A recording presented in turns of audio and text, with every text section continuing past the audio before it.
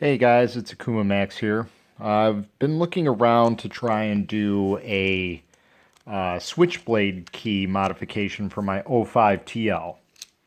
Well, thankfully they came out with these little fancy things on eBay. Yes, I know the button configuration is different, but it still works.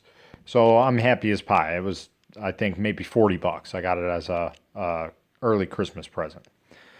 So anyway, I really like the flip key design. I used to have these on my old Subaru. I modified one for that. As you can see, that's quality eBay right there. But anyway, I was able to get a cut, but it seemed like nobody was either willing to program the RFID that's in it, the transponder that's in it.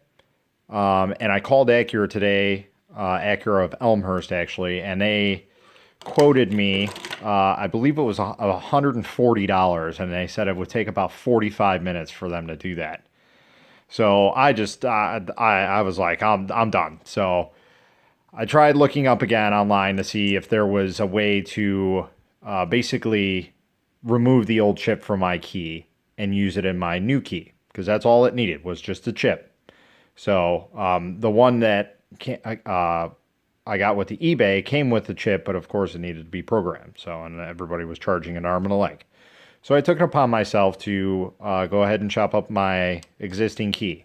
So basically what I did is I tried different ways. You know, I tried a heat gun, which you can see right there. I tried that.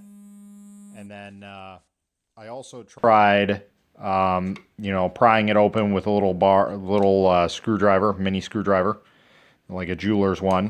That didn't really work too well. I mean, it worked for a little bit, but once I got to the actual casing, it didn't work. So I decided to pull out some of my extra tools. This one specifically, it's basically like my zip tie cutter. You can find these at any hardware store.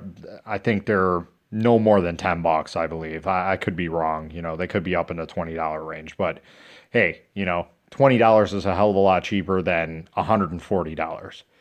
So I went ahead and I cut the top off of it right away. And then I just started cutting around the edges as close to the key as possible, even hitting the key at times. You might see some scratches and whatnot in there from that.